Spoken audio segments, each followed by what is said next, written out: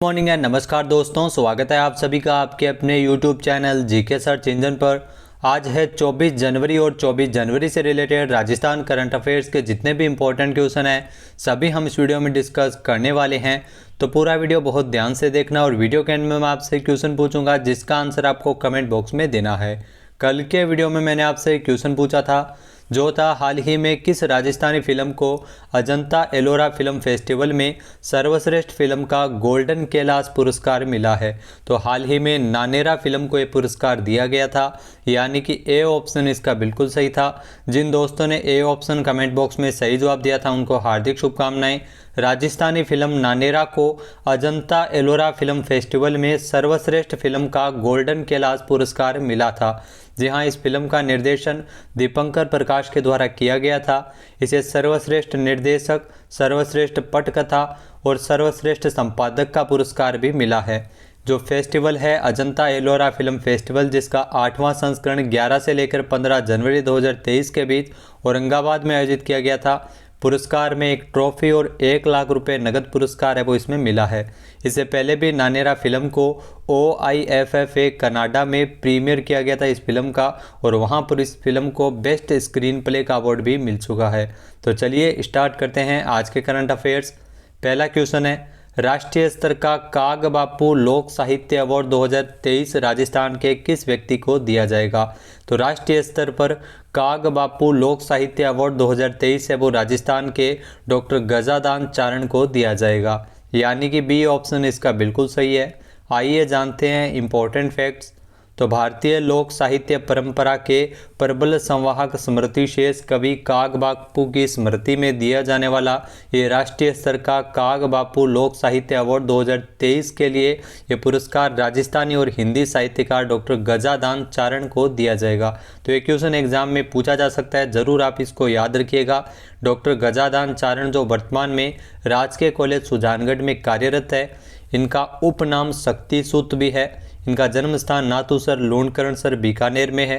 निर्णयन समिति के अनुसार जो समन्वय साहित्यकार बलवंत ज्ञानी के मुताबिक डॉक्टर गजादान चारण जो समग्र राजस्थानी लेखक के लिए इनको 23 फरवरी 2023 को, जी हाँ 23 फरवरी 2023 को कागधाम गुजरात में आयोजित राष्ट्रीय लोक साहित्य उत्सव में संत मोरारी बापू के द्वारा इन्हें यह पुरस्कार दिया जाएगा। तो डॉक्टर गजादान चारण जिनको कवि काग बापू की स्मृति में दिया जाने वाला राष्ट्रीय स्तर का काग बापू लोक साहित्य अवार्ड 2023 मिला है। इसमें पुरस्कार स्वरूप इनको 51,000 रुपये की राशि, श्रीफल, शॉल एवं सम्मान पत्र है देकर सम्मानित किया जाएगा। नेक्स्ट क्वेश्चन है, राजस्थान टूरिज्म डिपार्टमेंट द्वारा कहां पर डेजर्ट पार्क विकसित किया जा रहा है? तो राजस्थान टूरिज्म डिपार्टमेंट के द्वारा डेजर्ट पार्क है वो राजस्थान के चूरू में विकसित किया जा रहा है, यानी कि ए ऑप्शन इसका बिल्कुल सही है। आइए जानते हैं इंपॉर्टेंट फैक्ट्स। तो चूरू जिले के सुजानगढ़ की हरितिमा ढाणी में डेजर्ट पार्क है वो बनाया जाएगा। यहाँ 19 जुलाई 2021 को हरितिमा ढाणी की शुरुआत हुई थी चूरू जिले के सुजानगढ़ में। यहाँ चूरू के सुजानगढ़ से सटे गोपालपुरा की महिलाओं ने 144 बीघा बंजर जमीन को हरितिमा ढाणी बना दिया है। राजस्थान टूरिज्म डिपार्टमेंट ने अब इसे डेजर्ट पार्क की तर्ज पर डेवलप करने के लिए 30 लाख रुपए की बजट को स्वीकृति प्रदान की है, जहां पर गांव की सरपंच सविता राठी के मुताबिक महिलाओं ने श्रमदान करते हुए 5100 पौधे लगाए हैं और पौधारोपण अब भी जारी है और अब तक 15,000 से अधिक पौधे हैं वो यहाँ पर लगाए जा चुके हैं।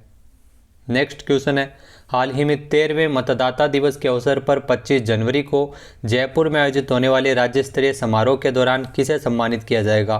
तो 13वें मतदाता दिवस के अवसर पर 25 जनवरी को जयपुर में राज्य स्तरीय सम्मान समारोह का आयोजन किया जाएगा, जिसमें हरिशंकर आचार्य को पुरस्कार है वो दिया जाएगा, यानी कि ए ऑप्शन इसका बिल्कुल सही है। आइए जानते हैं इंपॉर्टेंट फैक्ट्स। तो 13वें मतदाता दिवस के अवसर पर 25 जनवरी को जयपुर में राज्य स्तरीय सम्मान समारोह का आयोजन होगा, जिसमें सूचना और जनसंपर्क कार्यालय के सहायक निदेशक हरिशंकर आचार्य को सम्मानित किया जाएगा। राज्य स्तरीय कार्यक्रम में मुख्य अतिथि के तौर पर राज्यपाल राजस्थान के कलराज मिश्र शामिल होंगे। वही राज्य निर्वाचन आयुक्त एवं मुख्य सचिव विशिष्ट अतिथि के तौर पर उषा शर्मा भी इसमें मौजूद रहेगी। आचार्य को ये पुरस्कार मतदाता जागरूकता अभियान स्वीप के तहत उत्कृष्ट कार्य करने के लिए दिया जाएगा। तो ये पुरस्कार मिलेगा हरिशंकर आचार्य, जो 13वें मतदाता दिवस के अवसर पर 25 जनवरी को इनको पुरस्कार है वो दिया जाएगा। बीकानेर के हरिशंकर आचार्य ने विधानसभा चुनाव 2013 और 2018 और लोकसभा चुनाव 2014 व 2019 के अलावा नगरीय निकाय एवं पंचायती राज चुनाव में मतदाता जागरूकता की विभिन्न गतिविधियों के संचालन में प्रभावी भूमिका निभाई थी।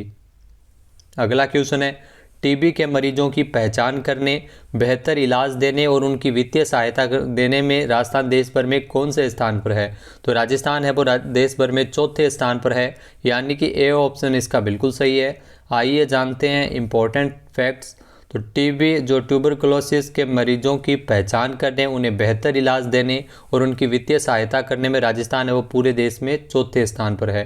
केंद्र सरकार के द्वारा जो सेंट्रल टीबी डिवीज़न ने इंडेक्स रिपोर्ट 2022 है वो जारी की थी हाल ही में, जिसमें 50 लाख से ज़्यादा आबादी वाले 20 राज्यों की श्रेणी में राजस्थान को चौथे स्थान पर इसमें रखा गया है।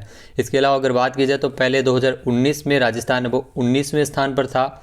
जी हाँ, विभाग को मिलने वाला खर्च में भी पूरे प्रदेश दूसरे स्थान पर रहा है। जी हाँ, राजस्थान को 15 में से 12.5 अंक मिले हैं। इसके अलावा हिमाचल प्रदेश है वो 15 में से 15 अंक पाकर पहले स्थान पर है। तो इसमें चौथा स्थान है राजस्थान का। नेक्स्ट क्वेश्चन है, हाल ही में साल 2023 के लिए राजस्थान के नागौर में रामदेव पशु मेला कब से शुरू हुआ है? तो वर्ष 2023 के लिए राजस्थान के नागौर में आप सभी को पता है रामदेव पशु मेले का आयोजन किया जाता है।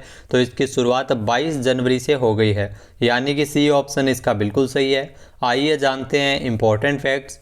तो नागौर का पशुधन में श्रेष्ठ स्थान है। आप सभी को पता है रामदेव पशु मेला जो नागौर में आयोजित किया जाता है और जो न केवल राजस्थान का बल्कि समूचे देश में एक अलग पहचान दिलाता है।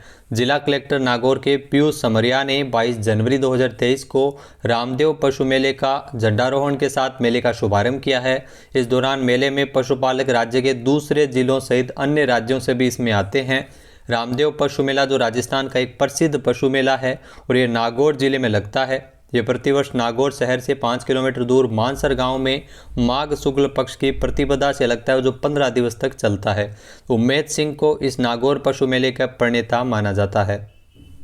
नेक्स्ट क्वेश्चन है, हाल ही में जयपुर में आउटलुक मीडिया एवं राजस्थान टूरिज्म द्वारा प्रतिष्ठित रेस्पॉन्सिबल टूरिज्म अवार्ड 2022 से किसे नवाजा गया था? तो ये पुरस्कार मिला था डॉक्टर अजीत सिंह राव को, यानी कि बी ऑप्शन इस क्वेश्चन का बिल्कुल सही है। आइए जानते हैं इम्पोर्टेंट फैक्ट्स। तो जयपुर के क्लार्क्स आमेर होटल में 14 दिसंबर को सम्मान समारोह आयोजित किया गया था, जिसमें पाली जिले के नरलाई गांव निवासी डॉक्टर अजीत सिंह राव को आउटलुक मीडिया एवं राजस्थान टूरिज्म द्वारा प्रतिष्ठित रेस्पॉन्सिबल टूरिज्म अवार्ड 2022 से नवाजा था। उन्हें अवार्ड घोड़ों के लिए बेहतर माहौल बनाने और घोड़ों के लिए कई नए आइडियाज़ पर काम करने के लिए दिया गया है। आपको बता दें कि पाली जिले के सोनाना खेतलाजी के पास डॉक्टर अजीत सिंह राव का अस्तबल है घोड़ों का, जहां पर वर्तमान में मारवाड़ी नस्ल के 75 से अधिक घोड़े हैं। उन्होंने घोड़ों के जो प्राचीन हस्तलिखित पांडुलिपियों और घोड़ों से जुड़ी कई पुरानी चीज़ों को सहेजने के लिए भी कार्य किया है। इसके अलावा पाली, आप सभी को पता है कि पाली में हाल ही में रोहट में 4 से लेकर 10 जनवरी को 18वीं राष्ट्रीय स्काउट एंड गाइड जम्बूरी का भी आयोजन किया गया था। नेक्स्ट क्वेश्चन है, नेशनल क्राइम रिकॉर्ड ब्यूरो द्वारा किस राज्य की पुलिस को बेस्ट प्रैक्टिसेज के लिए टॉप 3 में चुनकर अवार्ड प्रदान किया है? तो राजस्थान को यह अवार्ड अब मिला है, यानी कि ए ऑप्शन इसका बिल्कुल सही है। आइए जानते हैं इम्पोर्टेंट फैक्ट्स। तो नेशनल क्राइम रिकॉर्ड ब्यूरो के द्वारा विभिन्न क्षेत्रों में उल्लेखनीय कार्य करने के लिए राजस्थान को अवार्ड की घोषणा की गई है। जी हाँ, अवार्ड के इसमें घोषणा के अनुसार देश के टॉप 3 में राजस्थान पुलिस अभियोजन एवं जेल विभाग को चुना गया है। राजस्थान पुलिस को बेस्ट प्रैक्टिसेस के लिए टॉप 3 में चुनकर अवार्ड वो दिया गया है। राजस्थान पुलिस के लिए ट्रॉफी महानिरीक्षक पुलिस SCRB शरद कविराज के द्वारा प्राप्त की गई थी। उन्होंने चुनिंदा 23 राज्यों के प्रतिनिधित्व के साथ इसमें राजस्थान पुलिस की बेस्ट प्रैक्टिसेज पर प्रेजेंटेशन भी दिया था। प्रैक्टिसेज को देश के अन्य राज्य भी इसमें लागू करेंगे। नेक्स्ट है, हाल ही में राजस्थान के कोटा में जो कोटा मुद्रा उत्सव 2022 का आयोजन है वो कब किया गया है? तो राजस्थान के कोटा में मुद्रा उत्सव 2022 का आयोजन है वो 17 से लेकर 18 दिसंबर 2022 तक किया गया था, यानी कि सी ऑप्शन इसका बिल्कुल सही है। आइए जानते हैं इम्पोर्टेंट फैक्ट्स। तो कोटा में मुद्रा उत्सव जो कोटा फ्लेटली एंड न्यूमिस्मेटिक सोसाइटी और रोटरी क्लब कोटा नॉर्थ की ओर से इस उत्सव का आयोजन किया गया था 17 से लेकर 18 दिसंबर 2022 तक। यहाँ कोटा मुद्रा उत्सव है जो आयोजित किया गया था, जिसमें विभिन्न रियासतों के 800 प्रकार के सिक्के हैं वो आकर्षण का केंद्र रहे थे। इस प्रदर्शनी में देश भर के मुद्रा संकलनकर्ता के लिए 35 फ्रेम भी लगाए गए थे। प्रदर्शनी के दौरान राजस्थान की रियासत के जो अमूल्य सिक्के और नोटों का प्रदर्शन किया गया था और 2600 साल पुरानी मुद्रा भी यहाँ पर देखने को मिली थी। राज परिवारों द्वारा प्रचलित मुद्रा भी आकर्षण का केंद्र रही थी और राजस्थानी संस्कृति को अपने में संजोए करीब 250 से 300 साल पुराने सिक्के यहाँ पर देखने को मिले थे। नेक्स्ट क्वेश्चन है, इस साल गणतंत्र दिवस की परेड में इस बार कुल कितनी झांकियों का प्रदर्शन किया जाएगा? तो बेसिक क्वेश्चन है और इम्पोर्टेंट क्वेश्चन है, ध्यान रखना। इस साल गणतंत्र दिवस की परेड में 2023 में कुल 23 झांकियों का प्रदर्शन किया जाएगा, यानी कि ए ऑप्शन इसका बिल्कुल सही है। आइए जानते हैं इम्पोर्टेंट फैक्ट्स। तो 26 जनवरी 2023 को कर्तव्य पथ पर, पहले तो यह कि इसका पथ राजपथ नाम था जिसका नाम बदल कर कर्तव्य पथ किया गया है। तो कर्तव्य पथ पर गणतंत्र दिवस की परेड का आयोजन किया जाना है, जिसमें कुल 23 झांकियों का प्रदर्शन है वो इसमें झांकियाँ प्रदर्शित की जाएगी।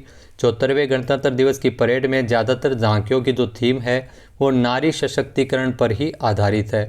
इसके अलावा खास बात यह है कि नारकोटिक्स कंट्रोल ब्यूरो यानी एनसीबी की झांकी है वो पहली बार गणतंत्र दिवस की परेड में शामिल होगी, तो ये आप ज़रूर याद रखिएगा। इसके अलावा कर्तव्य पथ पर निकलने वाली जो उत्तर प्रदेश की झांकी की थीम इस बार जो अयोध्या का भव्य दीपोत्सव रहेगी, पिछले 3 वर्षों में दूसरी बार है जब यूपी की थीम रामनगरी अयोध्या पर ही आधारित है। इसके अलावा मिस्र के जो राष्ट्रपति है अब्दुल फतेह अल सीसी वो गणतंत्र दिवस समारोह में शामिल होंगे। नेक्स्ट है, अंडमान और निकोबार द्वीप समूह के कितने द्वीपों का नामकरण परमवीर चक्र विजेताओं के नाम पर किया गया है? तो आपको बता दें कि 21 द्वीपों का नामकरण है वो परमवीर चक्र विजेताओं के नाम पर किया गया है अंडमान निकोबार द्वीप समूह के, यानी कि बी ऑप्शन इसका बिल्कुल सही है। आइए जानते हैं इम्पोर्टेंट फैक्ट्स। तो प्रधानमंत्री नरेंद्र मोदी ने 23 जनवरी को पराक्रम दिवस के अवसर पर सुभाष चंद्र बोस की जयंती के अवसर पर अंडमान निकोबार द्वीप समूह के 21 बड़े द्वीपों का नामकरण है वो परमवीर चक्र विजेताओं के नाम पर कर दिया है। यहाँ पीएम मोदी ने साथ ही नेताजी सुभाष चंद्र बोस द्वीप पर बनाए जाने वाले नेताजी राष्ट्रीय स्मारक के प्रतिरूप का भी उद्घाटन किया है। इसके अलावा पीएम मोदी ने आप सभी को बताया 2018 में नेताजी सुभाष चंद्र बोस के सम्मान और उनकी स्मृति में रोस आइलैंड का नाम भी उनके नाम पर किया गया था, नेताजी के नाम पर किया गया था। बात कर लेते हैं आज के हमारे क्विज की। तो आज का हमारा क्विज है, हाड़ौती के किसानों को कृषि की नई तकनीक से जोड़कर उन्हें समृद्ध बनाने के लिए कोटा में कृषि महोत्सव कब आयोजित किया जाएगा? एक बार फिर से सुनिएगा, हाड़ौती के किसानों को कृषि की नई तकनीक से जोड़कर उन्हें समृद्ध बनाने के लिए कोटा में कृषि उत्सव कब आयोजित होगा? इसका सही आंसर आपको कमेंट बॉक्स में देना है और अगर ये वीडियो आपको पसंद आए तो इसे लाइक और शेयर करना बिल्कुल न भूलिएगा। चैनल पर नए हैं, सब्सक्राइब नहीं किया है तो अभी सब्सक्राइब बटन पर क्लिक करें। इस वीडियो की जो PDF फाइल है वो आप वीडियो के डिस्क्रिप्शन बॉक्स से डाउनलोड कर सकते हैं और इस क्वेश्चन का आंसर आप वोट करके भी कर सकते हैं। वीडियो देखने के लिए धन्यवाद। जय हिंद, जय भारत, जय राजस्थान।